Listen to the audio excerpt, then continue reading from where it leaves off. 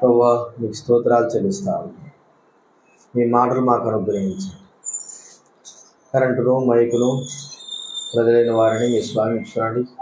వినేటటువంటి వారు ప్రభువా నిత్య జీవపు మాటలు వారి హృదయాలు అంగీకరించడం అనుగ్రహించండి. కృప చూపించిన ఆయన జ్ఞానం చేసుకోండి. మహిమా ఘనత ప్రభావాలు చెల్లిస్తూ సమయాన్ని మీరు దీవెనకరంగా చేయవలసిందిగా కృతజ్ఞతాపూర్వకంగా స్తుతులు చెల్లిస్తూ యేసు ప్రభు నామమున ప్రార్థించడి వేడుచున్నాం తండ్రి. యాకోబు రాసినటువంటి పత్రిక 2వ అధ్యాయం 23వ వచనము బైబిల్ వెనక నుంచి 211వ పేజీ చదువుకుందాం. మనం అందరం దైవ గ్రంథం ఉన్నవారు చదవండి దేవుని వాక్యమును. కాబట్టి అబ్రహాము దేవుని నమ్మెను, అది అతనికి నీతిగా ఎంచబడెను అను లేఖనం నెరవేర్చబడెను, మరియు దేవుని స్నేహితుడని అతనికి పేరు కలిగెను. అదే రీతిలో యోహాను రాసిన సువార్త 15వ అధ్యాయం, యోహాను సువార్త 15వ అధ్యాయము 14వ వచనం 15వ వచనం మనం అందరం కూడా కలిసి చదువుకుందాం. యోహాను రాసిన సువార్త 15వ అధ్యాయం 14, 15 వచనాలు మనం అందరం కలిసి చదువుకుందాం. నేను మీకు ఆజ్ఞాపించిన వాటిని చేసిన యెడల మీరు నా స్నేహితులేందురు. దాసుడు తన యజమానుడు చేయదనని ఎరుగుడు కనుక ఇక మిమ్మల్ని దాసులని పిలవక స్నేహితులని పిలుచుచున్నాను. ఎందుకనగా నేను నా తండ్రి వలన విన్న సంగతులన్నిటినీ మీకు తెలియజేసి తిని. ఇక్కడ 2 విషయాలు మనం చదువుకున్నాం. ఈ 2 విషయాల్లో ప్రాముఖ్యంగా మనకు కనబడేది ఏం చెప్పండి? స్నేహితుడు కదా. స్నేహితుడు మనకు అందరు కూడా స్నేహితులు ఉన్నారు. స్నేహితులు లేని వారు చేయొద్దండి ఎవరైనా. నాకు స్నేహితుడు లేరు, స్నేహితురాలు లేరు అని. అందరు కూడా స్నేహితులు ఉన్నారు. మరి ఆ స్నేహితుల్లో మంచోళ్ళు ఉన్నారా, చెడ్డోళ్ళు ఉన్నారా చెప్పండి. స్నేహితులు వారు ఉన్నారు, మంచి వాళ్ళు ఉన్నారు, చెడ్డ వాళ్ళు ఉన్నారు. అయితే మనకి ఎక్కువగా ఇష్టం ఎవరంటే మంచి వాళ్ళతో ఎక్కువ స్నేహం చేస్తాం. మంచి వాళ్ళతో ఎక్కువ స్నేహము చేస్తాం. అయితే చెడ్డవారితో మనం స్నేహం చేయం. ఎందుకు? వారు మన జీవితంలో మరి వారితో మనం స్నేహం చేయడం ద్వారా నష్టపరచబడతాం. కొన్నిసార్లు నష్టానికి మనం నష్టపడి ఉంటాం. కాబట్టే మనం వారితో స్నేహం చేయం. అయితే బైబిల్ గ్రంథం సెలవిచ్చే మాట ఏంటంటే దేవుడు మనుషులతో స్నేహం చేయడం. ఈ యొక్క పాత నిబంధన గ్రంథంలో ఒక వ్యక్తితోనే దేవుడు స్నేహం చేశాడు. స్నేహితుడు అని వ్రాయబడిన వ్యక్తి ఎవరు? అబ్రహాం తప్ప ఇంకెవరు కూడా లేరు. ఆ మాట దైవ గ్రంథంలో ఎన్నిసార్లు వ్రాయబడింది చెప్పండి? దేవుని స్నేహితుడు అనేటువంటి మాట దైవ గ్రంథంలో ఎన్నిసార్లు వ్రాయబడింది?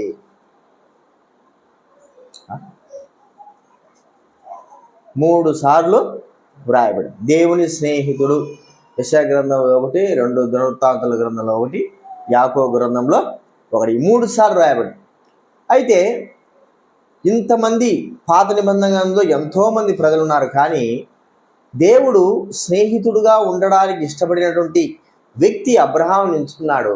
అయితే క్రొత్త నిబంధనలో మాత్రము మరి తన కుమారుడైన యేసుక్రీస్తు వారిని మనకందరికీ కూడా స్నేహితుడుగా ఇచ్చాడు. మరి మనకు అనేకమైన వారి స్నేహితులు ఉంటారు. లోకమంతా మన స్నేహం ఉండదు. 10 మందో 15 మందో 20 మందో అంతవరకే. అయితే యేసుక్రీస్తు వారికి స్నేహితులు ఎంతమంది చెప్పండి? మనమంతా ఆయన యొక్క స్నేహితులమే. మరి స్నేహితుడి యొక్క ఒక్కోసారి మరి స్నేహితుడు ఉంటే స్నేహితుని గురించి మనం ఏదైనా అంటూ ఉంటాం. మామూలుగా క్యాజువల్ మాట్లాడుకుంటాం. మరి దుర్మార్గుడు రా నువ్వు మోసగాడివి రా నువ్వు మంచివాడి కాదు రా అని ఎన్నెన్నో మాట్లాడుకుంటూ ఉంటాం మనం స్నేహితుల గురించి. అంటే వాని యొక్క స్వభావము, స్నేహితుల యొక్క స్వభావం మనకు తెలుసు. మన స్వభావము మన యొక్క స్నేహితులకి కూడా తెలుసు. మరి దేవునితో స్నేహం చేసిన మన విషయమై గుర్తించుకుంటే మరి దేవుని యొక్క స్వభావం ఎలాంటిది? దేవుడు మనల్ని తన స్నేహితుడుగా చేసుకోవడానికి ఇష్టపడ్డాడు. దైవ గ్రంథంలో వ్రాయబడిన మాటలు ఏంటంటే అబ్రహాంలో అనేకమైనటువంటి గుణలక్షణాలు ఉన్నాయి. కాబట్టి దేవుడు అబ్రహాంతో స్నేహం చేయడానికి ఇష్టపడ్డాడు, స్నేహితుడు అని వ్రాయబడి. ఇప్పుడు మన విషయమే ఆలోచిస్తే మనలో ఏ గుణ లక్షణాలు ఉన్నాయి? ఒక మంచి లక్షణం చెప్పుకుందామా? దేవుడు మనకు స్నేహితుడుగా ఉండడానికి, మనల్ని స్నేహితుడుగా ఎంచుకోవడానికి మనలో ఉన్నటువంటి గుణ లక్షణాలు ఏమన్నా ఉన్నాయా? మంచి గుణ లక్షణాలు ఏమి కూడా లేవు. కానీ దేవుడు మనల్ని ఏమంటున్నాడు? నా స్నేహితులు అనేటువంటి ఆయన పిలుస్తుంటున్నాడు. అంటే దేవుడు మనతో సహవాసము, స్నేహం చేయడానికి ఇష్టపడ్డాడు. మరి యేసుక్రీస్తు వారే మన స్నేహితుడు. యేసుక్రీస్తు వారే మన స్నేహితుడు, నమ్మకమైన స్నేహితుడు. ఇలాంటి స్నేహితుడు మనకు ఈ భూలోకంలో దొరకడు. ఈ స్నేహితుడు ఎలాంటి వాడంటే దేవుడై ఉండి మనుషుల రూపంలో మనకు స్నేహితుడుగా దొరకడము. మానవ పాత్రుడు లాంటి వాడు కాదు ఈయన. అందుకే ఆయన మరి మనం ఆయన ఎంచుకున్నాము, ఆయన కూడా మనల్ని ఎంచుకున్నాడు. ఇప్పుడు మనం గుర్తించాల్సిందంటే ఈ యేసు ప్రభువే మన జీవితంలో నిజమైన స్నేహితుడుగా ఉన్నాడా? లేకపోతే లోకంలో ఉన్న స్నేహితులు ఉన్నారు, వారు స్నేహితులైనా, లేదా నిజంగా మన జీవితంలో యేసు ప్రభు వారే స్నేహితులా అనేది మనం ఆలోచిస్తే అసలు యేసు ప్రభు వారు మనకు స్నేహితుడుగా కావడానికి గల కారణం ఏమిటి? మనం ఆయనను స్నేహితుడిగా ఎంచుకోవడానికి ఆయనే మనల్ని ఎంచుకున్నాడు, మనం ఆయన ఎంచుకోలేదు. ఇప్పుడు ఆయన మనల్ని ఎంచుకోవడానికి మనలో ఏ యొక్క యోగ్యత లేదని మనకు తెలిసిపోయింది. అయితే మనము ఆయన స్నేహితుడుగా ఎంచుకోవడానికి, స్నేహితుడుగా మరి భావించడానికి ఆయనలో ఉన్నటువంటి గుణ లక్షణాలు ఏమిటి? మొట్టమొదటగా మనం ఆలోచిస్తే దేవుడే మనకు స్నేహితుడు. ఆ స్నేహితుడు యేసుక్రీస్తు వారు మన స్నేహితుడు. ఆ స్నేహితుల్లో ఉన్నటువంటి గొప్ప గుణ లక్షణాలు మనం కొన్ని చూద్దాం. మొట్టమొదటిగా మనం చూస్తా ఉంటే ఆయనలో ఉన్నటువంటి గొప్ప గుణ లక్షణాలు ఏంటంటే చూడండి, యోహాను సువార్త 14వ అధ్యాయం. యోహాను రాసినటువంటి సువార్త 14వ అధ్యాయము 18వ వచనం దయచేసి ఎవరైనా చదవండి. యేసుక్రీస్తు వారు మనకు నిజమైన స్నేహితుడుగా గల కారణం ఏమిటంటే మిమ్మును అనాథలుగా విడువను, చూడండి, మీ యొద్దకు వత్తును. యేసుక్రీస్తు వారు మనకు స్నేహితుడుగా మనం భావించడానికి, ప్రతి ఒక్కరు కూడా యేసుక్రీస్తు వారిని స్నేహితుడుగా భావించడానికి గల కారణం ఏంటంటే మనల్ని అనాథలుగా విడవనివాడు. ఏమంటాడండి? మీ యొద్దకు మన యొద్దకు వచ్చేవాడు. అనాథలుగా విడవనేటువంటి స్నేహితుడు. చాలామంది స్నేహితులు ఎలా అంటారంటే కొన్ని సందర్భాల్లో ఉన్నట్టుండి మాయమైపోతారు. వాళ్ళు మన అవసరాల వరకు ఉంటారు. తర్వాత మనకి ఏదైనా బాధలు, కష్టాలు ఉన్నప్పుడు వారు ఎంత మాత్రం కూడా కనపడరు. మనల్ని ఒక్కొక్కసారి అనిపిస్తుంటుంది, అరే నన్ను నట్టేట్లు ముంచి వెళ్ళిపోయాడు రా వీడు కదా. సరైన సమయంలో, సరైన విధానంలో ఆ వ్యక్తి నాకు తోడుగా ఉండకోకుండా నన్ను ఒంటరి చేసి వెళ్ళిపోయినాడు అని మనం భావిస్తాం. ఎన్నోసార్లు మన స్నేహితుల గురించి మనము చాలా బాధపడి ఉంటాం. అయితే యేసుక్రీస్తు వారిని మనం స్నేహితుడుగా అంగీకరించడానికి బలమైన కారణము ఈయనే. ఈ యేసు ప్రభువే మనకు స్నేహితుడుగా గల కారణం ఏమిటంటే మనల్ని అనాథలుగా విడవడు. బైబిల్ గ్రంథంలో ఒక మాట ఉంది, తల్లిదండ్రులు విడిచిన నేను నిన్ను విడవను. చూడండి ఏ మాట ఉంది, కీర్తనల గ్రంథం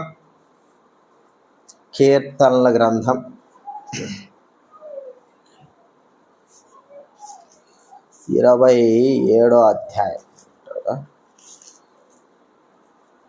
27వ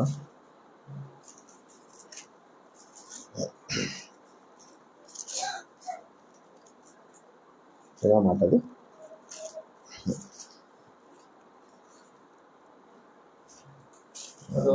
27:10 చదవండి. నా తల్లిదండ్రులు నన్ను విడచినను యెహోవా నన్ను చేరదు. ఎవరండి? తల్లిదండ్రులు విడిచేస్తారు. అయితే యెహోవా నన్ను ఏం చేస్తా అంటున్నాడు? చేరవేస్తాడు. కాబట్టి అనాథలుగా విడవబడినటువంటి మన పరిస్థితి గుర్తిస్తూ ఉంటే దేవుణ్ణి, యేసుక్రీస్తు వారిని ఎందుకు విశ్వసిస్తుంటున్నాం? యేసుక్రీస్తు వారిని ఎందుకు మనము అంగీకరిస్తుంటున్నాం? యేసుక్రీస్తునే మనం ఎందుకు స్నేహితుడుగా భావిస్తున్నామంటే అందరూ విడిచేస్తారు. తల్లిదండ్రులు విడిచేస్తారు, అన్నదమ్ములు విడిచేస్తారు. ఒక్కోసారి మన కన్నా బిడ్డలు కూడా మనల్ని విడిచి వెళ్ళిపోయేటువంటి సందర్భాలు ఎన్నో ఉంటాయి. కానీ ఒంటరిగా ఉంటున్న మన జీవితాల్లో యేసుక్రీస్తు వారు మనకు తోడై ఉండి, అంటే విడువక ఎడబాయక మనతో పాటి ఉండేటువంటి వాడు అని మనం గుర్తిస్తాం. అనాథలుగా మనం ఇప్పుడు ఒంటరిగా ఉన్నప్పుడు మన జీవితాల్లో మనం భావించేది ఏంటంటే అందరూ పోయినారు, అందరు వెళ్ళిపోయినారు, కానీ యేసుక్రీస్తు వారు నాతో పాటు ఉన్నాడు కాబట్టి నేను అనాథను కాను, నన్ను ఆయన విడువకుండా ఉన్నాడు, అందరు విడిచిపెట్టచ్చు. అందుకే నేను ఆయనను నా స్నేహితుడుగా భావించుకుంటున్నాను. స్నేహితులు, తల్లిదండ్రులు, కుమారులు, కుమార్తెలు, అన్నదమ్ములు, లోకంలో ఉన్న వారందరూ కూడా విడిచి వెళ్ళిపోవచ్చు ఒక దినాన. ప్రేమైన వారులరా, యేసు ప్రభు వారు మాత్రం మనల్ని అనాథలుగా విడువని. అందుకే మనము యేసు ప్రభుతో స్నేహము చేస్తున్నాం. రెండోదిగా ఆయనతో మనం ఎందుకు స్నేహం చేస్తున్నాము అంటే చూడండి, యెషయా గ్రంథం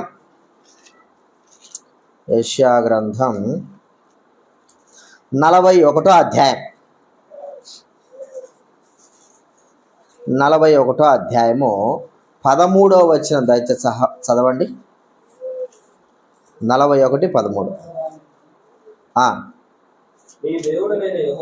మీ దేవుడనైన యెహోవానగు నేను భయపడకము, నేను నీకు సహాయము చేసేదను చెప్పుచు.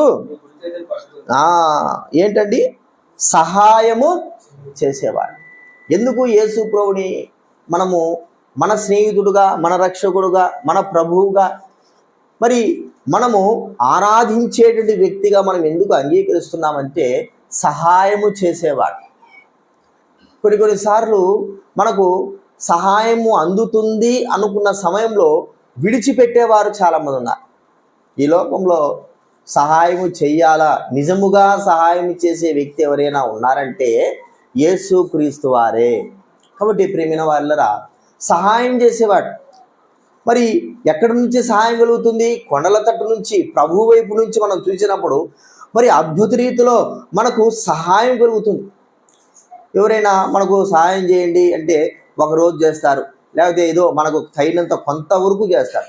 కానీ మన పూర్తి విషయమై వారు బాధ్యత వహించి మనకి ఎంత మాత్రం సహాయము చేయ. కొంతమంది మధ్యలోనే వదిలిపెట్టేస్తారు, సహాయం చేయకుండా తప్పించుకుంటారు. ప్రియమైన వాళ్ళరా, యేసుక్రీస్తు వారిని మనం ఎందుకు ఒక స్నేహితుడిగా భావిస్తున్నామంటే ఆయన పూర్తి సహాయకుడు, సహాయము చేసేవాడు, మనకు మరి సంపూర్ణంగా సహాయమును అనుగ్రహించేవాడు, సాయం చేసేవాడని మనం గుర్తిస్తుంటున్నాం. ఇది నాన్న మా జీవితంలో ప్రభు అయిన దేవుడు ఎంత గొప్ప సహాయం చేస్తున్నాడంటే చెప్పలేని విధంలో ఎవరు కూడా ఇంతటి సహాయం చేయలేరు, పూర్తి సహాయము చేయలేరు. దేవుడు ఆ ప్రభు అయిన యేసుక్రీస్తు వారు పరిపూర్ణంగా మనకు సహాయము చేసేవాడని విశ్వసించి ఆ యేసు ప్రభువును మేము మరి ఒక స్నేహితుడుగా, నిజమైన స్నేహితుడుగా భావిస్తుంటున్నాం. నిజమైన స్నేహితుడు ఉంటున్నటువంటి లక్షణములలో ఏంటండి? సహాయము చేయడం అని గుర్తిస్తుంటున్నాం. అంత మాత్రమే కాకుండా దాని కింద మనం చదువుకున్నాము, నీ కుడి చేతిని పట్టుకొని ఉన్నాను. మనల్ని పట్టుకునే దేవుడు. స్నేహితుడు కష్టాల్లో ఉన్నప్పుడు, లేదా ఏదైనా ఒక ప్రమాదంలో చిక్కున్నప్పుడు మనం ఏం చేస్తామంటే స్నేహితులుగా చెయ్యి అందిస్తాం. ఒక్కొక్కసారి అది ఘోరమైన ప్రమాదం ఉన్నప్పుడు స్నేహితులుగా చెయ్యి ఇవ్వడానికి ఇష్టపడం, లేకపోతే నేను కూడా నశించిపోతాననే భయముతో ఆ వ్యక్తిని, మన స్నేహితులైన వారిని కాపాడడానికి ఇష్టపడం. అయితే యేసుక్రీస్తు వారు మన నిజమైన స్నేహితుడైన ప్రభు మనల్ని పట్టుకునేటువంటి వాడు. ఎలాగ పట్టుకుంటాడు? చిన్నపిల్లవాడు తల్లిదండ్రులు కానీ పట్టుకొని చేయి నడుస్తూ ఉంటే, మరి తప్పుడడుగులు వేస్తూ ఉంటే ప్రతిసారి కూడా ఆ చిన్నపిల్లవాడు పడుతూనే ఉంటాడు. పడినప్పుడల్లా మరి తండ్రి తన చేతిని పట్టుకొనే ఉంటాడు. ప్రియమైన వాళ్ళరా, ఎటువంటి ప్రమాదం లేకోకుండా తండ్రి అనునిత్యము చిన్న పిల్లవాడి యొక్క, తన కుమారుని యొక్క చేతిని పట్టుకొని ఉండడం ద్వారా ఎన్నిసార్లు పడినప్పటికి కూడా ఎటువంటి ప్రమాదం లేకోకుండా పిల్లవాడు క్షేమంగా ఉండడం మనం చూస్తాం. కాబట్టి దేవుడు మనకు సహాయము చేస్తాడు. యేసుక్రీస్తు వారు ఎందుకు ఆయన మనము సొంత రక్షకుడుగా అంగీకరించినాము, ఆయన స్నేహితుడిగా భావించామంటే మన జీవితంలో ఆయన ఎప్పుడు మనకు సహాయము చేసేవాడు. తండ్రి తల్లి సహాయము చేసిన దానికంటేను ఆయన మనల్ని పట్టుకుని నడిపించేవాడు అని మనం గుర్తించుకోవాలి. చివరికి ఇంకొక మాట మనం చూస్తూ ఉంటే, ఈ ఒక మాట చదువుకొని మళ్ళీ కొన్ని విషయాలు మనం చూద్దాము. నిర్గమాకాండం 33వ అధ్యాయం. నిర్గమాకాండము 33వ అధ్యాయము 14వ వచనం అయితే చదవండి ఎవరైనా. అందుకు ఆయన, నా సన్నిధి నీకు తోడుగా వచ్చును, నేను నీకు విశ్రాంతి కలగజేస్తున్నాను. ఏమంటున్నాడు? స్నేహితుడైనటువంటి యేసుక్రీస్తు వారు ఆయనే మనం ఎందుకు మరి స్నేహితుడుగా భావించి మనం ఉన్నాము అంటే, ఆయన మన సన్నిధి మనకు తోడుగా ఉంటున్నాడు. తోడు సన్నిధి, ఆయన యొక్క సన్నిధిని మనకు ఎల్లప్పుడూ తోడు అంటే ఎప్పుడు కూడా మనతో పాటి ఒక నీడవలే మనతో పాటి ఆయన ఉండేవాడు అని మనకు గుర్తిస్తుంటున్నాం. చూడండి, ఇశ్రాయేలుకి 40 సంవత్సరాలు ఆయన తోడుగా మరి నీడగా ఒక అగ్నిస్తంభంలాగా మేఘస్తంభంలాగా ఆయన నిత్యము తన ప్రజలైన వారిని నడిపిస్తూ వచ్చాడు. మన జీవితంలో కూడా ఆయన తోడై ఉన్నాడు. ఒక తోడు, ఒక వ్యక్తి మరి భార్యాభర్తలు కావచ్చు, మరి ఎవరైనా ఒక కుటుంబంలో ఇద్దరిద్దరుగా జీవిస్తూ ఉంటే వారు ఒకరికి ఒకరు తోడుగా ఉండడం, ఒకరికి ఒకరు సహాయకులుగా ఉండడం, ఒకరి యొక్క బాధలో ఒకరు పాలు పంచుకోవడం, తోడై ఉన్నారు. అదే ఒంటిగాడు ఉన్నప్పుడు ఆ వ్యక్తికి ఎటువంటి సహాయము లేదు. కాబట్టి అలాంటి వ్యక్తుల జీవితాల్లో దేవుడు తానే ఒక తోడుగా ఉండడం అని మనం చూస్తూ ఉంటున్నాం. అందుకే మనకు తోడు నీడ అంటే ఎవరుండి చెప్పండి? యేసుక్రీస్తు వారే. అందుకే యేసుక్రీస్తు వారిని మనము స్నేహితునిగా భావించింది, స్నేహితుడే, ఆయనే మనల్ని స్నేహితుడిగా భావించినప్పుడు మన స్నేహితుడు, మన రక్షకుడు, మన విమోచకుడు, మన యొక్క మరి కష్టాల్లో బాధల్లో అన్నిటిలో సహాయం పడేటువంటి వ్యక్తి ఆయన స్నేహితుడిగా భావించడమే కాదు, మనము ఆయన దేవుడుగా భావించే వారంగా ఉంటున్నాం. కారణం ఏమిటంటే ఇవన్నీ కూడా స్నేహితుడైనటువంటి వ్యక్తులకి యేసుక్రీస్తు వారు చేసే విధానం. ఇంకా అంతకంటే శ్రేష్టమైనది ఒకటి చేశాడు. స్నేహితుడైన ఆ ప్రభువైన యేసుక్రీస్తు వారు మనకు చేసిన కార్యం ఏమిటి చూడండి. యోహాను సువార్త 15వ అధ్యాయం. యోహాను సువార్త 15వ అధ్యాయము 13వ వచనం దయచేసి చదవండి ఎవరైనా. 15వ అధ్యాయం 13వ వచనం. తన స్నేహితుల కొరకు తన ప్రాణము పెట్టువాని కంటే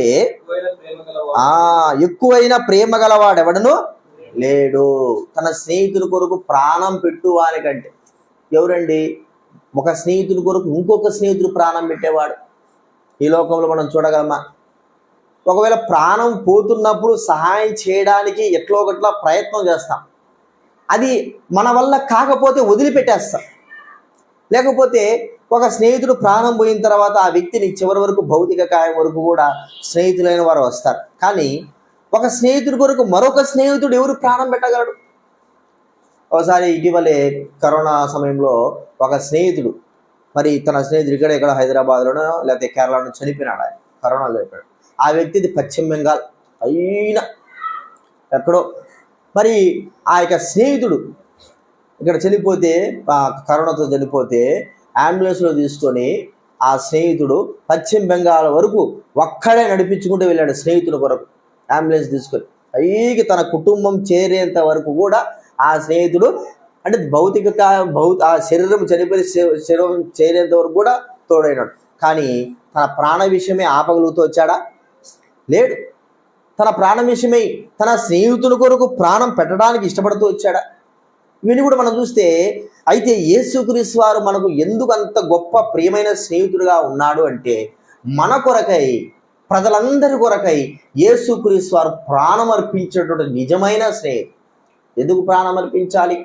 బైబిల్ గ్రంథం చెప్పే మాట ఏంటంటే, మన కొరకు యేసుక్రీస్తు వారు ప్రాణం అర్పించకపోతే మన ప్రాణాలు పోతాయి, మన ఆత్మ నశించిపోతాయి, మన జీవం నశించిపోతుంది. యేసుక్రీస్తు వారు మనం రక్షించడానికి కొరక ఈ లోకంలోకి ఆయన స్నేహితుడుగా ఒక మరి సహాయం చేసే వ్యక్తిగా ఈ లోకంలోకి వచ్చి సమస్త ప్రజల యొక్క పాప భారమును మోసుకొని అవమానాన్ని భరించి శిక్షను భరించి మనందరి కొరకై తన ప్రాణాన్ని అర్పించినాడు. ప్రియమైన వారులారా, ఇది నిజం. యేసుక్రీస్తు వారిని ఎందుకు మరి స్నేహితుడుగా భావిస్తున్న ఆయనే స్నేహితుడుగా ఉన్నాడంటే అర్థం ఏంటంటే, నిజమైన స్నేహితుడికి అర్థము యేసుక్రీస్తు వారు. ఎందుకంటే మన కొరకై తన ప్రాణాన్ని అర్పించినటువంటి నిజమైన స్నేహితుడు. కాబట్టి దేవుడు యేసుక్రీస్తు వారు మనం ఎందుకు స్నేహితుడిగా భావించినామంటే ఎన్ని విషయాలు చూసాం చెప్పండి? 4 విషయాలు మనము చూసినాం కదా. విడువకోకుండా ఉన్నాడు, రెండోదిగా సహాయం, మన సహాయం చేసేవాడు, మూడోదిగా ఆయన మనకి ఎప్పుడు తోడుగా ఉండేవాడుగా, నాలుగోదిగా ప్రాణం. ఇది మొట్టమొదటి మనం చూస్తున్నాం, మొదటిదానికి మనం చూస్తున్నాం, తర్వాత త్వరగా ముగించేద్దాం. ఈ స్నేహితుడు ఎలా ఉన్నాడంటే ఇప్పుడు మనం గుర్తించాల్సింది, ఈయనే మనకు నిజమైన స్నేహితుడు.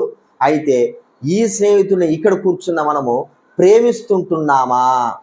చూడండి, బైబిల్ గ్రంథంలో ఉంది, మొదటి సమూయేలు గ్రంథం 18వ అధ్యాయం. స్నేహితులకు అనేదాన్ని నిర్వచనంగా ఎవరున్నారు చెప్పండి బైబిల్ గ్రంథంలో? యోనాతాను, దావీదు. వీరిద్దరూ నిజమైన ప్రాణ స్నేహితులు. చూడండి, ఈ మొదటి సమూయేలు గ్రంథం 18వ అధ్యాయం మొదటి వచనం ఎవరైనా చదవండి. మొదటి 3 వచనాలు చదవండి. సౌలుతో మాట్లాడుతూ చాలించినప్పుడు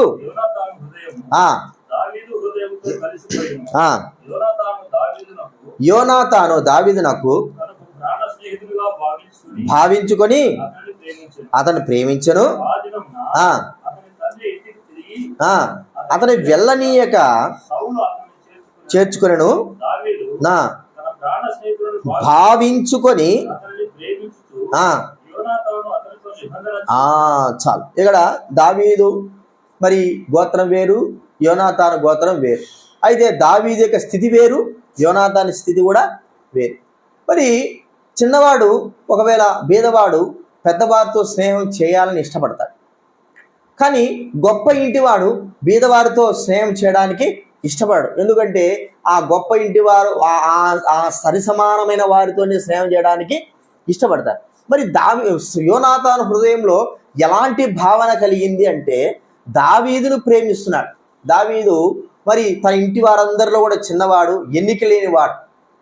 ప్రియమైన వారులారా, ఎన్నిక లేనివాడు ఒక యువరాజు యోనాతాను దావీదును ప్రాణ స్నేహితునుగా భావించి అతనిని ప్రేమించెను.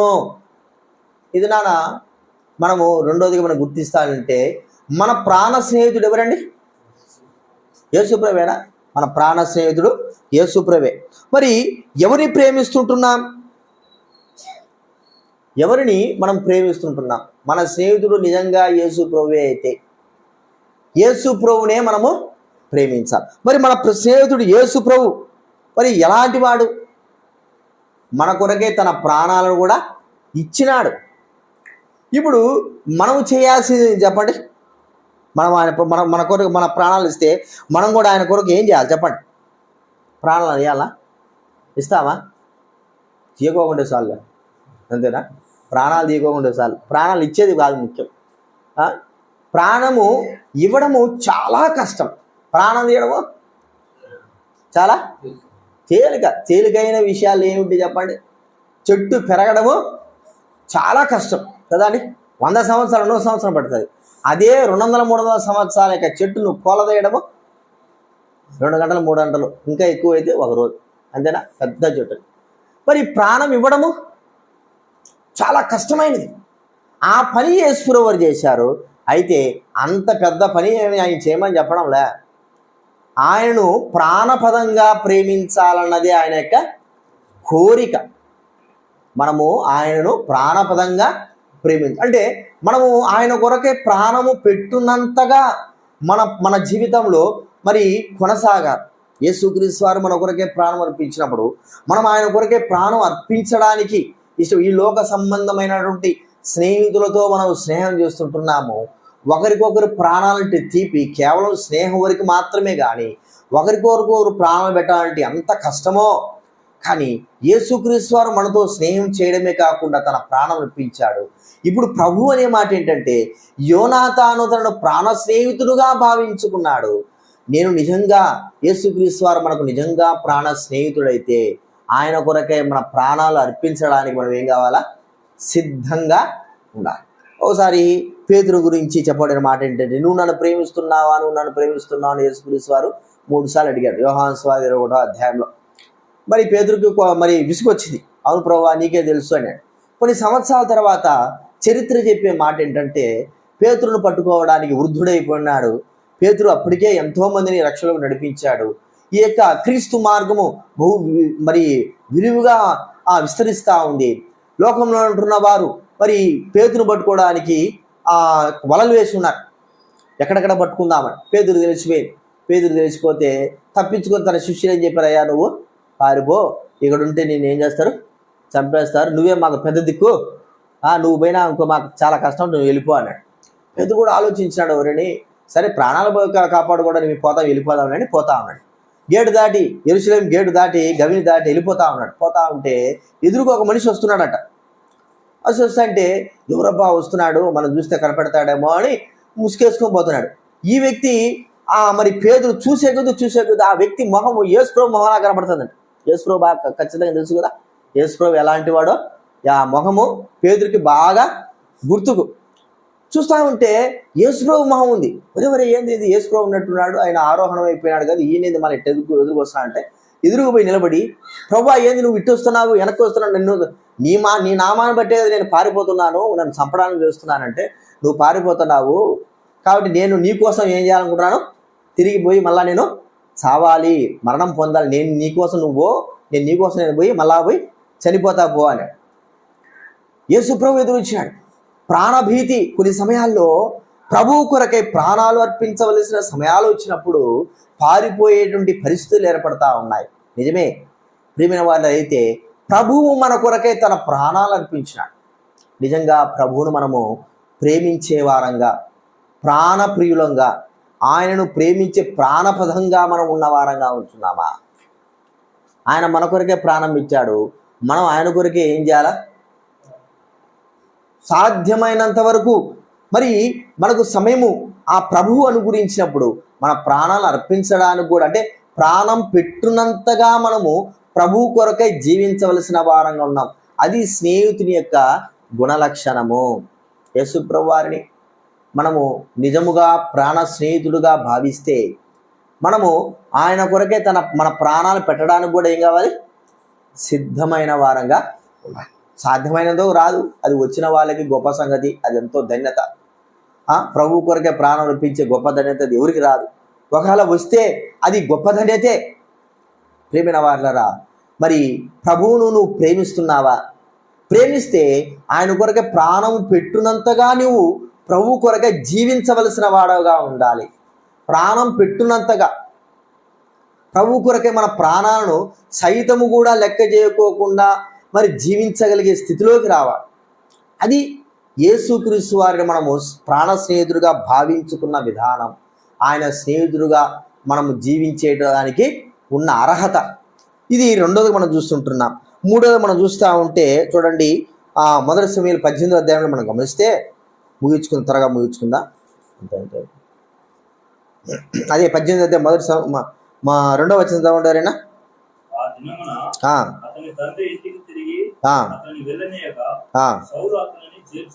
సౌలు అతన్ని చేర్చుకున్నాను.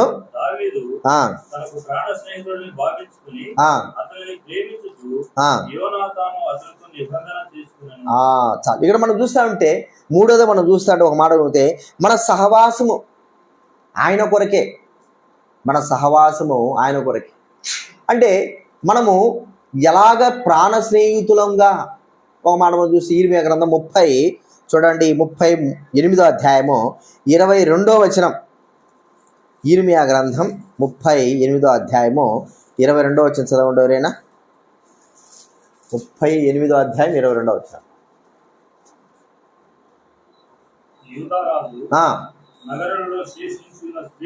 స్త్రీలందరూ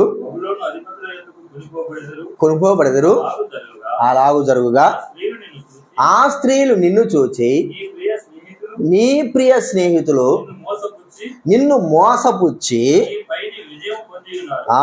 నీ పైన విజయము పొంది ఉన్నారు. చాలు. 30వ అధ్యాయం 14వ వచనం. అదే ఇర్మీయా గ్రంథం 30వ అధ్యాయం 14వ వచనం చదవండి ఎవరైనా.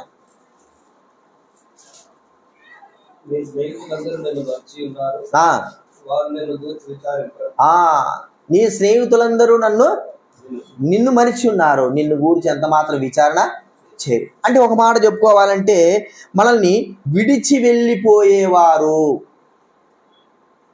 కదా. అక్కడ ఏమింది 38వ అధ్యాయంలో నీ స్నేహితులు నిన్ను ఏం చేస్తున్నారు? మోసం చేస్తున్నారు. చూడండి, యేసుక్రీస్తు వారు మనం మోసం చేసేటట్టయితే మన జీవితాలు ఉంటాయి. అసలు మోసానికి ఆయనకు సంబంధమే లేదు.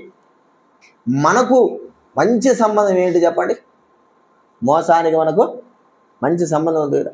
బైబిల్ గ్రంథం లేని ప్రాముఖ్యం కాదు, కానీ మన జీవితాలు మనకు ఎంత ప్రాముఖ్యం అంటే మనము ఒక్కోసారి కొంతమందిని నమ్ముతాం.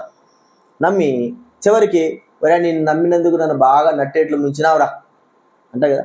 ఎంత నమ్ముతామో మనము అంతగా మోసపోతాం. చాలామంది, నేను కూడా చాలామంది దైవబడిన వారిని నమ్మిన గుడ్డిగా. ఒక్కోసారి నమ్మద్దు అనుకున్నప్పుడు ఎప్పుడైతే నమ్ముతానో అప్పుడే వాళ్ళు ఖచ్చితంగా నాకు మోసం చేస్తారు. ఈ సందర్భం 4-5 సార్లు జరిగింది నాకు. సరే, వీడు బాగున్నాడు, మంచిగా ఉన్నాడు, బాగానే ఉండొచ్చు, నమ్మచ్చు అనేటువంటి సందర్భం నా హృదయంలో ఎప్పుడైతే కలుగుతుందో కరెక్ట్గా అప్పుడే నన్ను మోసం చేస్తారు. ఇక అప్పుడు అనుకుంటాను, ప్రభువా, ఏ మానవుడు కూడా నమ్మడానికి వీల్లేదు, అందరూ మోసగాలే. ప్రియమైన వారంటారా, ఇది నాన్న యేసుక్రీస్తు వారు మన స్నేహితుడైతే మనం మోసపుచ్చే వారంగా ఉన్నామా? మోసపరచబడచ్చు, మనం మోసపరచబడచ్చు, ఎందుకంటే అజ్ఞానంగా మోసపరచు, కానీ మోసం మాత్రం మనము చేయము. నమ్మక స్నేహితుడికి విరుద్ధమైన మాట ఏంటంటే అపనమ్మకం, మోసం చేయడం విరుద్ధమైన మాట. నిజమైన మాట నమ్మకం. స్నేహితుడికి నమ్మకం, మోసం కాదు. కానీ ఆ వ్యక్తికి మరి మనం సహాయం, మోసం చేయకోకుండా మరి ఎంతో సహాయం చేసేవారంగా ఉంటాం.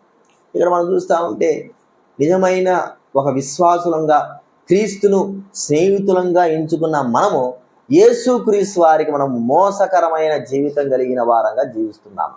ఒక్కోసారి మనల్ని గురించి యేసుక్రీస్తు వారు మరి ఆలోచిస్తాడు. ఆయనకు అన్నీ తెలుసు.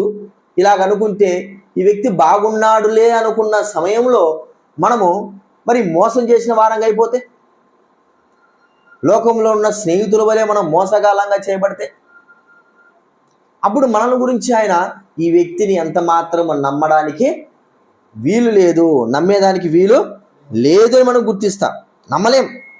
కాబట్టి ప్రియమైన వారిలరా, నమ్మడానికి వీలు లేకోకుండా మన జీవితాలు ఉంటున్నాయి. ఒకసారి గుర్తించుకో, యేసుక్రీస్తు వారు నమ్మకమైన వాడు. ఆయన మనల్ని మోసం చేసేవాడు కానే కాదు. మనము ఆయన స్నేహితులమైతే ఆయన విషయంలో మనము ఎన్నిసార్లు మోసం చేశాం, ఎన్నిసార్లు మోసపూరితమైనది. మోసపు అంటే అర్థం ఏమిటి చెప్పండి? అపనమ్మకం. మోసం చేయడం అంటే నమ్మించి మోసం చేయడం, నమ్మించినట్టుగా నమ్మించి మోసం చేయడం. మరి ఆ విషయాల్లో మనం గుర్తిస్తే దైవ గ్రంథంలో చాలామంది ఉన్నారు నమ్మించి మోసం చేసినట్లుగా మనకు కనబడతాం. ఇది మనం గుర్తించుకోవాలి.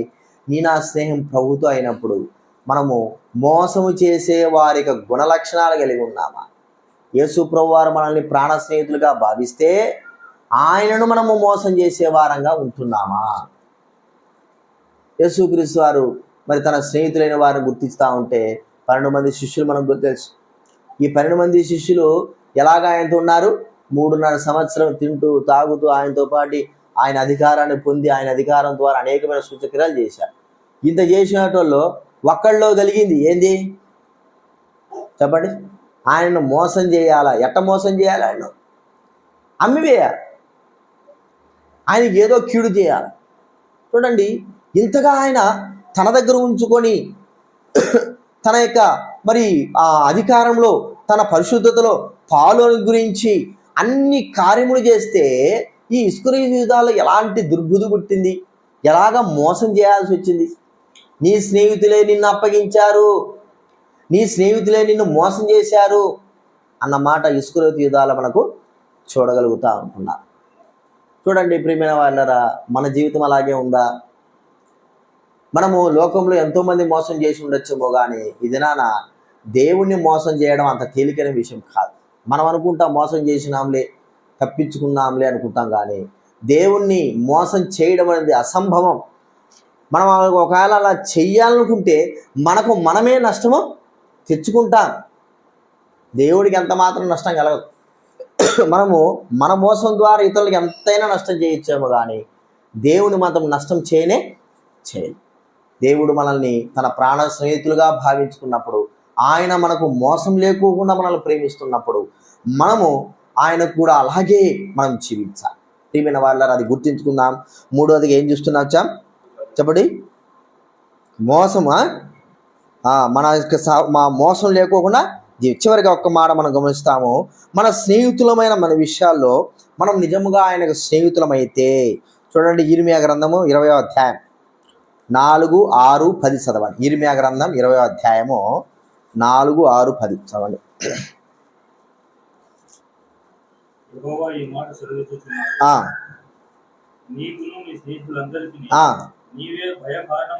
నీవే భయకారణముగా ఉన్నట్లు చేస్తున్నాను.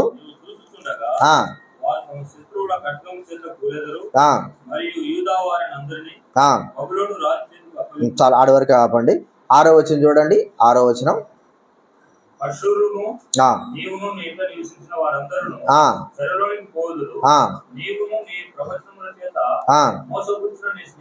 మోసపుచ్చిన నీ స్నేహితులందరూ బబులోనుకు వచ్చేది. చివరి 10వ వచనం కూడా చదవండి. 10వ వచనం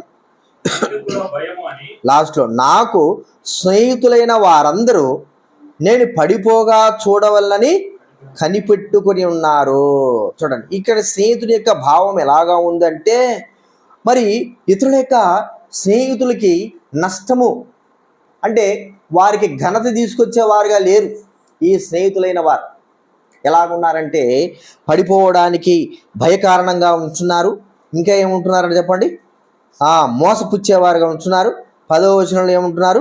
పడిపోగా చూడవలనని ఉంటున్నారు. అంటే ఇక్కడ ఎంత మాత్రము ఇతర స్నేహితుడు ఎదుటి వ్యక్తి విషయమై ఎలాగ ఉన్నాడంటే తన స్నేహితుడు నష్టపరచబడాలనే కోరుకుంటున్నాడు, కానీ తన స్నేహితుడు మరి ఘనపరచబడాలని ఎంత మాత్రము కోరుకోలేకపోతుంటున్నాడు. మరి మన స్నేహితుడైన ప్రభువైన యేసుక్రీస్తు వారు మన విషయమై ఎలా చేసినాడు? ఆయన మనకు ఘనతను తీసుకొచ్చిన వ్యక్తి, మనల్ని ఘనపరిచిన వ్యక్తి. ఎలాగ మనం ఆలోచిస్తే ఆయన మనతో స్నేహం చేయడం మనకు ఒక గొప్ప ఘనత. ఒక గొప్ప వ్యక్తి కుమారుడు, సాధారణమైన వ్యక్తి కుమారుడు ఇద్దరు స్నేహం చేస్తే అది ఒక గొప్ప ఘనత. అంత మాత్రమే కాదు, మరి ఆ యొక్క గొప్ప వ్యక్తి తన కుమారుని వేరే వ్యక్తిని తన ఇంటిలో చేర్చుకోవడము మహిమను తెచ్చుకొచ్చేదిగా చూస్తూ ఉంటున్నాం. ప్రియమైన వారులారా, యేసుక్రీస్తు వారు మనకు ఎంత గొప్ప ఘనత కలుగజేశాడు తండ్రి అయిన దేవుడు. యేసుక్రీస్తు వారు ఒక స్నేహితుడిగా పంపించాడు. యేసుక్రీస్తు వారిని మనకు మరి ఆయనతో సహవాసం చేసేటటువంటి ఒక గొప్ప బాధ్యతను మనకు అనుగ్రహించాడు. అంటే యేసుక్రీస్తుతో పాటి ఘనతను, మహిమను, ఆయనతో పాటి సమానత్వమైన బాధ్యతను మనకు కూడా ప్రభువైన తండ్రి అయిన దేవుడు అనుగ్రహించి ఉన్నాడు. అంటే ఆయన స్నేహితుడిగా భావించుకుంటే తన స్నేహంలో వచ్చేటువంటి ఘనత సంపూర్ణంగా అంతా కూడా ఏం చేస్తున్నాడు? వారికి కూడా పాలు పంపులు అనుగ్రహించేటట్లుగా. మనకు బాగా తెలుసు, దానియేలు, షద్రకు, మేషకు, అబేద్నెగో. దానియేలు ఏం చేశాడు? మరి రాజు యొక్క కలభావాన్ని చెప్తా అని చెప్పాడు. చెప్పి వెళ్ళి తన స్నేహితులు చెప్పారు, మీరు కూడా ప్రార్థన చేయండి, దేవుడు మనకి ఏది బయలుపరుస్తాడు చూద్దామంటే దేవుడు మరి దానియేలుకు బయలుపరిచాడు. పోయి రాజు దగ్గర పోయి దానియేలు ఆ కథ భావం చెప్పేసిన తర్వాత ఏం చెప్పాడు? నాకు ఒకటికే సార్లే వీళ్ళు అట్టైనా పోయిన అనుకున్నాడా? వెంటనే రాజుతో అన్నాడు, అయ్యా వీరు కూడా నా స్నేహితులు. ఎవరు వీళ్ళు? నా స్నేహితులు. వీరు కూడా ఈ యొక్క భావం చెప్పడంలో కూడా వీరు కూడా సహాయకులైన వీళ్ళు కూడా నువ్వు హెచ్చించు. నిజమైన స్నేహితుని యొక్క గుణలక్షణం ఎట్లా చెప్పండి? తాను ఘనపరచబడినప్పుడు తన స్నేహితుడు కూడా ఏం చేయాలా? ఘనపరచబడాలి. 3 స్నేహితుల్ని ఆ రాజ్య సంస్థానంలో గొప్పవారిగా దేవుడు అక్కడ రాజు చేసే. ఎవరి ద్వారా వచ్చినది? దానియేలు ద్వారా కలిగినటువంటి గొప్పతనం మనం గుర్తిస్తూ ఉంటున్నాం. అంటే ఒక స్నేహితుడు తన స్నేహితులను కూడా ఒక గొప్ప స్థానంలో ఉండాలని కోరుకోవడం. తనకు వచ్చేటువంటి ఘనతలో ఇప్పుడు మనం చూస్తూ ఉంటే యోనాతాను దావీదును కూడా మనకు బాగా తెలుసు. యోనాతాను తన యొక్క మరి నడికట్టు కత్తి తన ఘనతనంతా కూడా ఎవరికి ఇస్తున్నట్టు చెప్తున్నాడు కదా, చెప్పండి. దావీదు ఏ పాటి వాడు? స్నేహితుడిగా భావించుకున్నాడు కాబట్టే తన ఘనతను కూడా దావీదును అవమానపరిస్తే, చెప్పండి, యోనాతాను కూడా అవమానపరచబడ్డాడు. వాళ్ళ ఆయన దగ్గర పోతే మరి దావీదును గట్టిగా మాట్లాడాడు. నువ్వు ఎందుకు అట్లా మాట్లాడుతున్నావు దావీదుని అంటే, ఈ దావీదు ఎవడో యోనాతానుకు స్నేహితుడైనాడు కాబట్టి, గోత్రం కాదు ఏమి కాదు, ఆ అర్హత కూడా దావీదుకి లేదు. కానీ ఒక స్నేహితుడిగా భావించుకుంటే తనకు వచ్చేటువంటి మరి ఘనతలో కానీ తనకు వచ్చే అవమానంలో కానీ మరి పాలు పంపులు పడినటువంటి వ్యక్తిగా దావీదును అవమానపరిస్తే ఎవరు అవమానపరిచినట్టుగా భావించాడు చెప్పండి? యోనాతాను తనను అవమానపరిచినట్లుగా పోయేసి అన్నకూడదల్లా. దావీదును ఘనపరిస్తే తనను ఘనపరిచిన విధానంలో మరి ప్రభువైన యేసుక్రీస్తు వారు మరి ఆయన మనం ఇంతగా ఘనపరిచాడు కదా, మనకి ఎన్నో గొప్ప ఘనతలు ఇచ్చాడు కదా. ఒక స్నేహితుడిగా భావించి, కుమారుడుగా భావించి మనకు గొప్పగా ఆయన సంఘంలో లేకపోతే మనల్ని అందరూ కూడా స్నేహితులుగా చేసి ఎన్నో విధాలుగా ఘనతను అనుగ్రహించాడు కదా. ఇప్పుడు మనము ఆయన స్నేహితులమైనము ఆయనకు మనం ఎలాంటి ఘనతను ఇస్తుంటున్నాం? మన జీవితం ద్వారా యేసుక్రీస్తు వారు ఘనపరచబడుతున్నాడా? ఘనతను పొందుతుంటున్నాడా? లేకపోతే మన జీవితం ద్వారా యేసుక్రీస్తు వారు అవమానపరచబడుతుంటున్నాడా? ఘనత తెచ్చినా యేసుక్రీస్తు వారికే, అవమానం పొందినా కూడా యేసుక్రీస్తు వారికి. మన జీవితంలో ఘనతను తీసుకొచ్చినా యేసుక్రీస్తు చెందుతుంది, అవమానం తెచ్చినా యేసుక్రీస్తు చెందుతుంది. ఎందుకంటే ఆయన మన స్నేహితుడుగా ఉన్నాడు. యేసుక్రీస్తు వారు మనకి ఎప్పటికి కూడా ఘనతనే ఇచ్చినాడు కానీ అవమానాన్ని ఎంత మాత్రము ఇవ్వలేదు. ఇదేనా మనం గుర్తించుకుందాం. దైవబిడ్డలైన మనము మన జీవితంలో యేసుక్రీస్తు వారు ఎంతగా ఘనపరిచాం, ఘనతను తెచ్చాం. ఆయన ఆయన కార్యములలో ఆయన కొరకే ఎంత ఘనమైన వారంగా ఆయనను మనం ఎంచుతూ వచ్చాం. ప్రతి విషయంలో కూడా యేసుక్రీస్తు వారిని ఎంతగా ఘనపరిచాం. జీవితంలో ఘనపరచడం అంటే ఒకటే విధానం గుర్తుపెట్టుకుందాము. సరైన విధానంలో మన ప్రవర్తనా జీవితం కలిగి ఈ లోకంలో జీవించడం అంటే, మనం జీవించిన విధానాన్ని బట్టి మన దేవుడు ఏం కావాలి? మన రక్షకుడైన యేసుక్రీస్తు వారు అన్య ప్రజలలో ఘనపరచబడాలా. అది ఘనత అంటే. మన జీవించిన విధానమే మన ప్రభువైన యేసుక్రీస్తు వారికి ఏం తీసుకొస్తుంది? ఘనతని తీసుకొస్తుంది. మనం జీవించినటువంటి దౌర్భాగ్య స్థితి ఏమవుతుంది చెప్పండి? యేసుక్రీస్తు వారికి అవమానకరమైనటువంటి స్థితిని తీసుకొచ్చేదిగా ఉంటుంది. కాబట్టి ఈ 4వ విషయంలో గుర్తించినాము, ప్రభువైన దేవుడు మనల్ని ఘనతను, మహిమను అన్నీ అనుగ్రహించాడు. అయితే ఆయన మన స్నేహితుడుగా భావించేవని ఇచ్చాడు. మనము ఆయనను స్నేహితుడుగా భావించైతే మన జీవితం ద్వారా మరి ఘనత వస్తుందా, అవమానం వస్తుందా, అపకీర్తి చేస్తున్నామా, కీర్తి చేస్తుంటున్నామా? మన జీవితం ద్వారా అన్యజనులైన వారు యేసుక్రీస్తు వారిని మహిమపరుస్తుంటున్నారా, ఘనపరుస్తుంటున్నారా? లేకపోతే మన జీవితం ద్వారా యేసుక్రీస్తు వారిని అవమానం రాయబడింది, మిమ్మును బట్టి కదా అన్యజనులలో నా నామము దూషింపబడతా ఉంది, దూషణ తీసుకొస్తుంటున్నామా?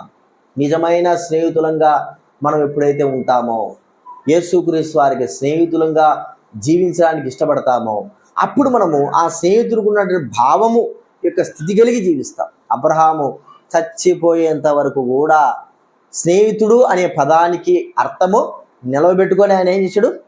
చనిపోయాడు. చనిపోయేంత వరకు కూడా ఈయన నా స్నేహితుడు అని చెప్పిన మాట తను చనిపోయేంత వరకు ఆ మాటను నిలబెట్టుకున్నాడు. కాబట్టి ఇప్పుడు మన స్నేహితుడు ఎవరు చెప్పండి? ఎవరు? యేసుక్రీస్తు వారు. యేసుక్రీస్తు వారికి మన జీవితం ద్వారా ఏం కలగాలి? ఘనత, మహిమ కలగాలి. యేసుక్రీస్తు వారికి మన జీవితంలో మనం ఇంకా కొన్ని చూసాం కదా. ఏం చూసాం చెప్పండి? ఏ విషయాలు గుర్తించినా ఆయన మన స్నేహితుడు అయితే మనం ఏం చేయాలి? ఎన్ని విషయాలు రాసుకున్నా చెప్పండి? మనము ప్రేమించే వారంగా ఉండాలి. నిజంగా ఆయన మన స్నేహితుడు అయితే మనము ఆయననే ప్రేమించాలి. అంత మాత్రం కాదు, ఇంకేం చెప్పాలి? ఏం చెప్పినాను?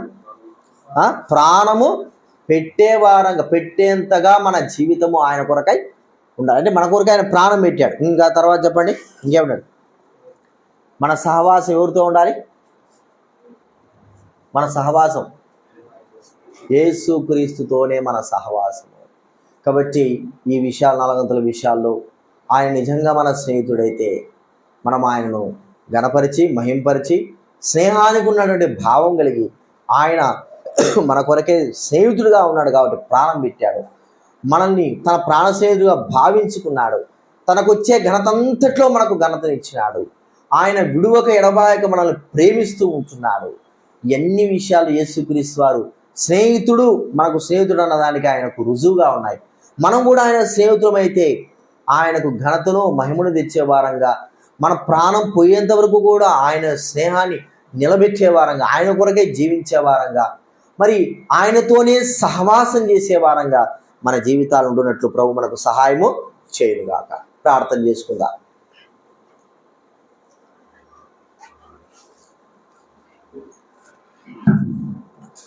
చూసుకోండి, దయచేసి ప్రార్థన చేసుకుందాం. యేసు ప్రభువారు మనల్ని ప్రేమిస్తున్నాడు, మనల్ని స్నేహిస్తున్నాడు కనుకనే మన స్థితిని చూసి, మన గతిని చూసి, ఆ స్థితి బాగలేదని, గతి బాగలేదని ఎంచిన వాడై మన స్థితిని మార్చడానికి, మన గతిని మార్చడానికి కావలసినటువంటి పరిశుద్ధ రక్తం చెందించడానికి ఇష్టపడి లోకానికి వచ్చాడు. అవును, ఆయన దగ్గర మనం పోలేం కాబట్టి ఆయన వచ్చాడు. ఎందుకు యేసు ప్రభువు మానవ రూపంలో వచ్చాడు అని అంటే, మనం మానవులం కాబట్టి. ఎందుకు మన దగ్గరికి వచ్చాడంటే, మనం ఆయన దగ్గరికి పోలేం. హృదయ శుద్ధి గల వారు మాత్రమే ధన్యులు, వారు దేవుణ్ణి చూస్తారు. అయితే దరిద్రులమైన పాపము చేత ధనముండొచ్చు, లోక పరపతి ఉండొచ్చు, కానీ ఆత్మీయ విషయంలో దారిద్ర్యతలో ఉన్నటువంటి మనల్ని ధనవంతులుగా చేయడం కొరకాయి, దేవునితో బంధం తెగిపోయిన మనల్ని తిరిగి సమకూర్చడం కొరకాయి, పాపులైన వారిని నీతిమంతులుగా తీర్చడం కొరకాయి,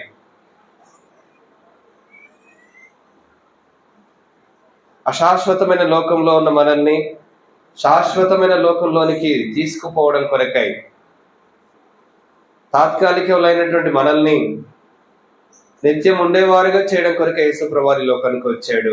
మంచి స్నేహితుడు. తన ప్రాణం పెట్టడానికి ఇష్టపడి సిలువను ఎక్కాడు.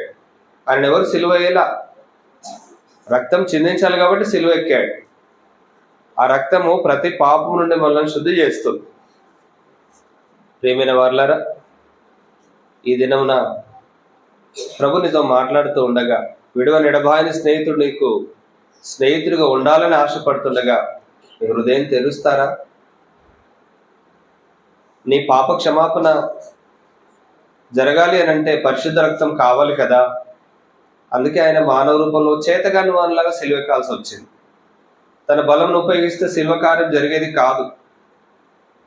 కనుక బలహీనుడయ్యాడు, రోగగ్రస్తుడయ్యాడు, వ్యసనాక్రాంతుడయ్యాడు. నీ కొరకు నా కొరకు తన ప్రాణం పెట్టి వరకు తగ్గించుకున్నాడు. చనిపోయి సమాధి చేయబడి తిరిగి లేచినాడు, సజీవుడు. ఇప్పుడు నువ్వు ఆహ్వానిస్తే నీ హృదయంలోకి వస్తాడు.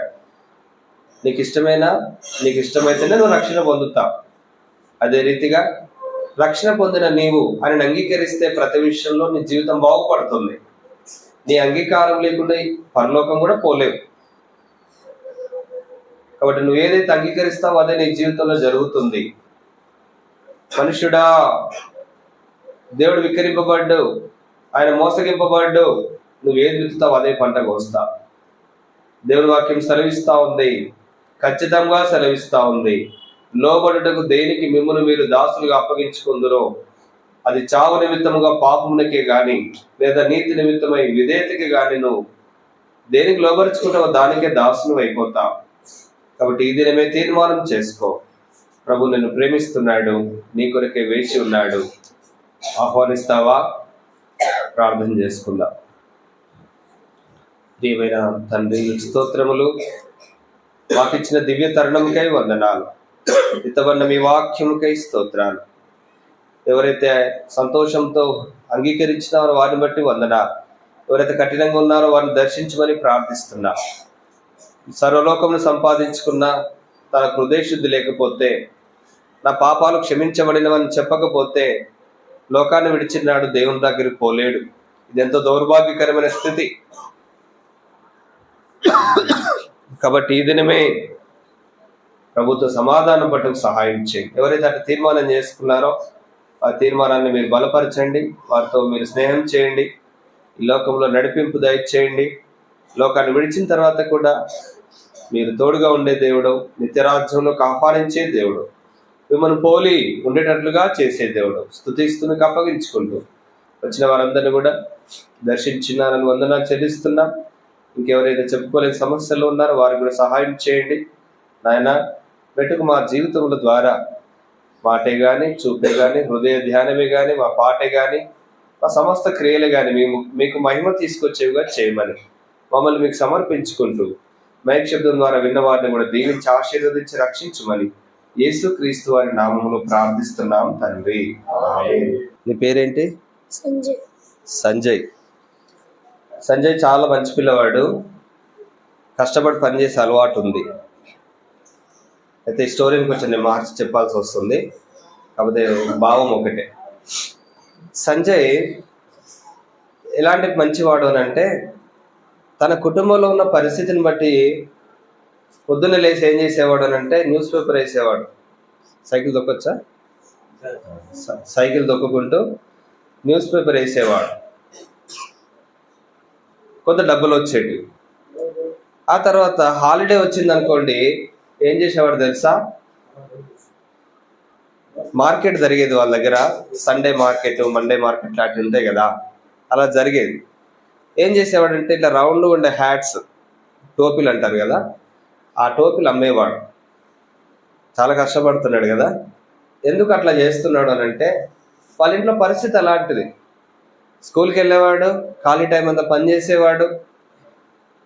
అయితే ఇంట్లో పరిస్థితిని బట్టి ఈయనకి ఎవరు అవసరమైన వస్తువులు కొనిచ్చేవారు లేరు. సైకిల్ కానీ, లేకపోతే మిగతా ఆడుకునే వస్తువులు కానీ. తర్వాత కొన్నిసార్లు పోషణ విషయం కూడా కష్టమయ్యేది. స్కూల్కి వెళ్ళినప్పుడు వాళ్ళ స్నేహితులు ఏం చేసేవారంటే, రే మా డాడీ అది కొనిచ్చాడు, ఇది కొనిచ్చాడు అని గొప్పలు చెప్పుకునేవాళ్ళు. మా డాడీ సైకిల్ కొనిచ్చాడు తెలుసా, మా డాడీ కారు కొనిచ్చాడు తెలుసా అంటే ఈయన కూడా ఏం చేశారంటే మా డాడీ కూడా కొనిచ్చాడు అని చెప్పేవారు. మీ డాడీ ఏ కంపెనీ కొనిచ్చాడు చెప్పు? బిఎస్ఎల్ఆరా? ఓ మా డాడీ చికాగో కొనిచ్చాడు. అది ఇప్పుడు ఫేమస్ లేండి. అంటే వాళ్ళు అనుకునే వాళ్ళము బాగానే ఉన్నారు వీళ్ళు అని చెప్పేసి వాళ్ళు ఈయనను బాగా గొప్పోడు అనుకునేవాళ్ళు. ఒకరోజు వచ్చే మా డాడీ కారు బొమ్మ కొనిచ్చాడు, బ్యాటరీ తెలుసా అన్న. ఒకరోజు ఈయన వచ్చేమన్నా తెలుసా, మీ బండి ఛార్జింగ్ పెడితేనే పోతుంది, నా బండికి ఛార్జింగ్ పెట్టకుండా పోతుంది, మా కార్ సోలార్ కార్ అని చెప్పాడు. ఎండ కొడితే చాలు ఛార్జింగ్ అయిపోయి, అమ్మా వీళ్ళు ఇంకా వీళ్ళు చాలా గొప్పోళ్ళు అని చెప్పేసి అనుకునేవాళ్ళు. అయితే ఒకరోజు వాళ్ళ ఫ్రెండ్స్కి డౌట్ వచ్చింది. ఏం డౌట్ వచ్చింది? ఫ్రెండ్స్కి డౌట్ వచ్చింది, వీడు చెప్పేది నిజమేనా కాదా, చెప్పేది నిజమేనా కాదా అని చెప్పేసి ఒకరోజు ఇంటికి వెళ్ళారంట. ఒక్కటి లేదు, సైకిల్ లేదు, కారు లేదు, ఏది లేదు. వాళ్ళకి అర్థమైపోయింది ఏంటి, వీడు అబద్ధాలు చెప్తాడు. ఆ తర్వాత నుంచి సంజయ్ మాట ఎవరు నడవలా. ఈయన అబద్ధాలు ఎందుకు చెప్పినాడో తెలిసిన, వాళ్ళ ఎదుట నేను తక్కువ కావద్దు. ఎందుకు చెప్పాడు? ఎవరు నన్ను నామోషిగా చూడొద్దు, బీదవాడుగా చూడొద్దు, నా దగ్గర లేకపోయినా నేను అబద్ధం చెప్పేస్తా అని అనుకున్నాడు. కానీ చివరికి ఏమైంది తెలిసిన, ఈయన అబద్ధాలు చెప్తున్నాడనే సంగతి వాళ్ళకి అర్థమైపోయింది. ఆ తర్వాత నుంచి సంజయ్ పరిస్థితి ఏంటంటే మాట నోరు తెరిస్తే చాలు అబద్ధమే. అట్లా అలవాటు అయిపోయినాయి అబద్ధాలు, అట్లా అలవాటు అయిపోయినాయి.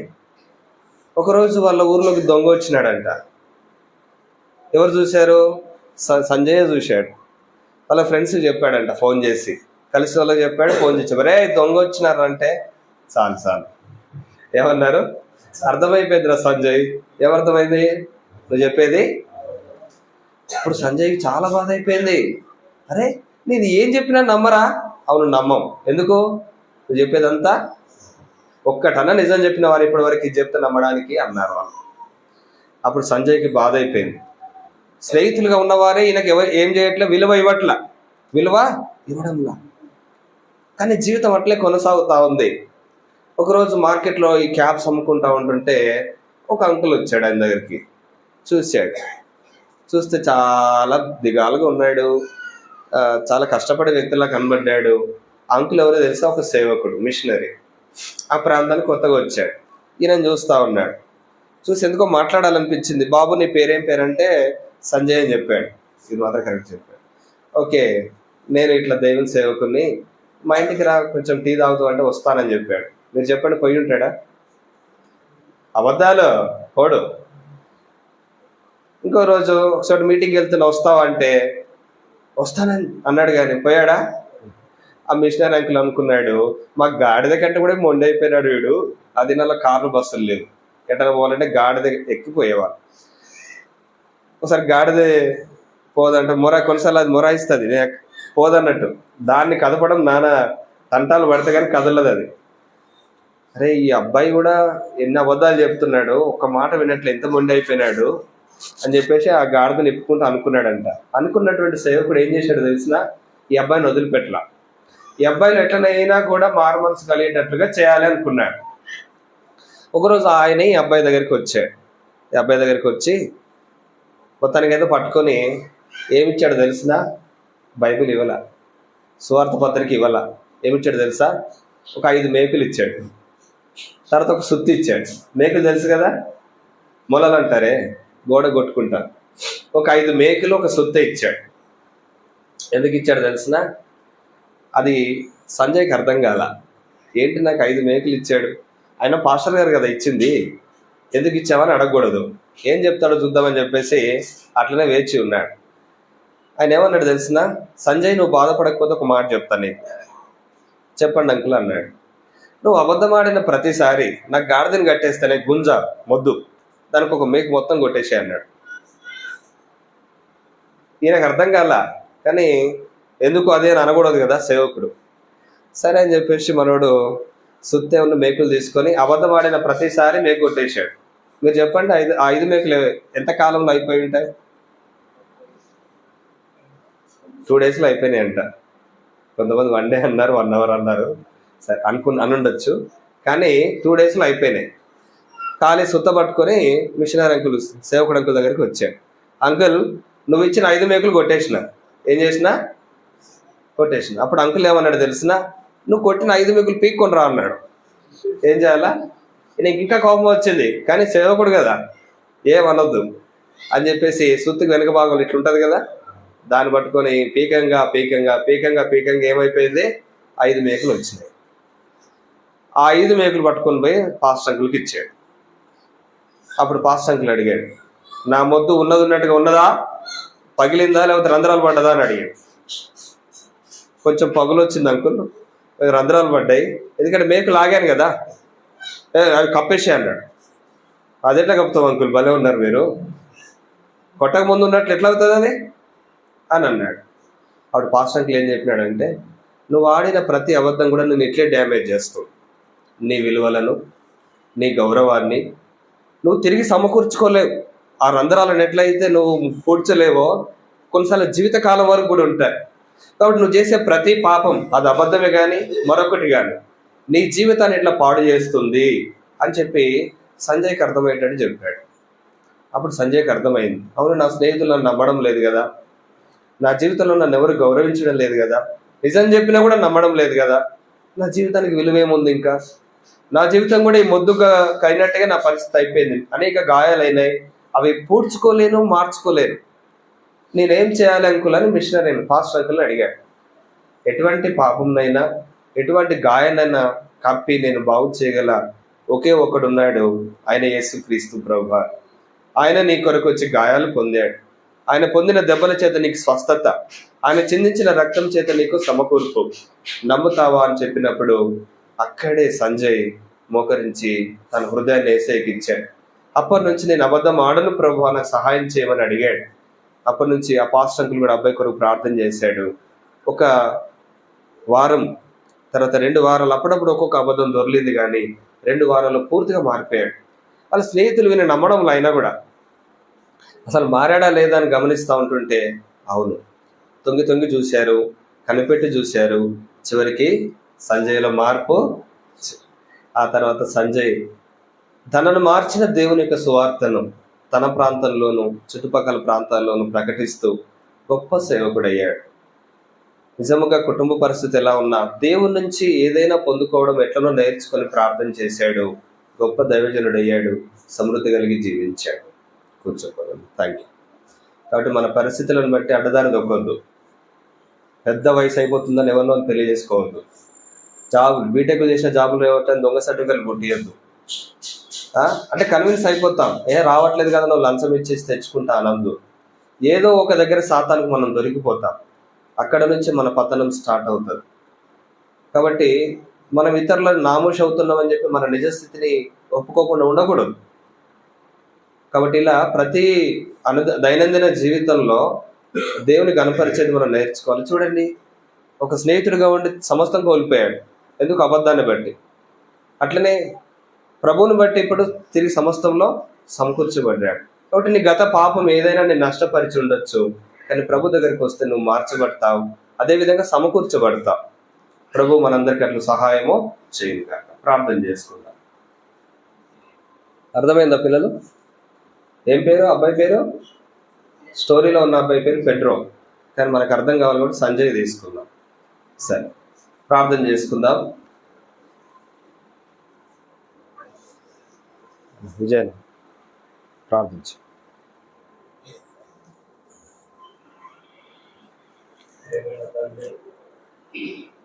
పరిశుద్ధుడైన మా ప్రభువా, మీ ప్రియకుమారుడు మా రక్షకుడు ప్రభువైన యేసుక్రీస్తు వారి పరిశుద్ధమైన పూజింపదగిన నామమును బట్టి వందనములు స్తోత్రం చెల్లిస్తున్నాం.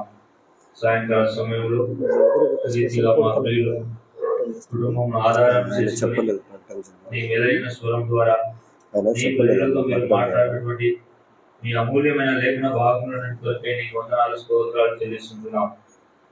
తండ్రి, భూలోకములకు మీరు మాకు ఆశయం నుండి నిజమైన స్నేహితులుగా వచ్చి నిజమైన స్నేహితుని యొక్క సంపూర్ణ లక్షణాలను మాకు తెలియజేసినందుకే నీకు వందనాలు స్తోత్రాలు. మా జీవితంలో ప్రభా నిజమైన స్నేహితులు చేసినటువంటి త్యాగం, ఆ ప్రేమ, ఆ సహాయం, ఆ తోడు విడవక ఎడబాయక నిత్యత్వం వరకు కూడా మా యొక్క కబంధ హస్తములతో తండ్రి మాతో ఉన్నావని, మాతో అన్నిని సహవాసం చేస్తున్నావని మీరు మాట్లాడుతున్నటువంటి నీ ప్రేమ కొరకే నీ స్తోత్రాలు. ఇదొక సంబంధమైనటువంటి స్నేహితులు మర్చిపోయేవారని, మోసం చేసేవారని, భయభాగ్యులకు గురి చేసేవారని ఈ లేఖనాలు ఎంతో తేడగా తెలియజేస్తూ వచ్చారు.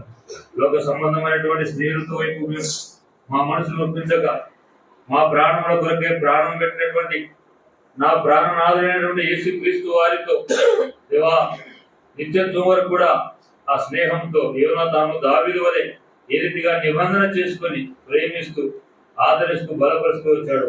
అటువంటి విధానంలో ప్రభువా మేము కూడా మా ప్రభువును సేవించాలని, మా ప్రభువును ఘనపరచాలని మా జీవితముల ద్వారా, మా తలంపుల ద్వారా, మా ప్రవర్తన ద్వారా తండ్రి మీ నామము ఘనపరచబడాలని మీరు కోరుకోవచ్చండి. ప్రేమ కొరకే నీ స్తోత్రాలు చెల్లిస్తున్నాం. ఆ రీతిగా ఎవరైతే తీర్మానం చేసుకున్నారో అటువంటి బిడ్డలందరినీ బట్టి నీ స్తోత్రం. ఇంకా అలక్ష్యం చేత నిర్లక్ష్యం చేత ఉన్నటువంటి బిడ్డలను రాత్రికాల సమయంలో మీరు దర్శించు. నీ మాటను వారి హృదయంలో నొచ్చుకొని ప్రభా మేమేమి చేయవలనని గడపడి అపస్తులను చెప్పిన రీతిగా మీరు కూడా మా ప్రియ సహోదర హృదయాలతో మీరు వారిని కలవరం పుట్టించి నిజమైనటువంటి దేవుడు యేసు ప్రభువుని గుర్తెరుగున్నట్టు వారి హృదయాలలో నూతన కార్యం జరిగించమని, కుటుంబానికి రావాల్సినటువంటి బహుమానము ఈవిను ఇహమందు పరమందు రెట్టింపు ప్రతిఫలం తెచ్చండి. దైవజనులను కూడా సంపూర్ణంగా మీ దగ్గర హస్తాలకు అప్పచెప్పుకుంటూ నూతన సమయాన్ని మీ దగ్గర హస్తాలకు అప్పచెప్పుకుంటూ యేసు ప్రభు వారి ఘనమైన నామమున ప్రార్థించి బ్రతిమాలి వేడుకుంటున్నాము తండ్రి. ఆమేన్. మన తండ్రి అయిన దేవుని ప్రేమ, ప్రభు అయిన యేసు క్రీస్తు వారి కృప, పరిశుద్ధాత్మని అన్యోన్య సహవాసము, నడిపింపు, ఆదరణ, ప్రోత్సాహము చేరొచ్చిన మనకును, ముఖ్యంగా ప్రియ కుటుంబం సీమోన్ అన్న కుటుంబం అంతటికి చేరొచ్చిన బంధుమిత్రులకును, మనందరికీ సార్వత్రిక సంఘములకును ఇది మొదలుకొని ప్రభు రాకడ పర్యంతము తోడైండి నడిపించును గాక. ఆమేన్.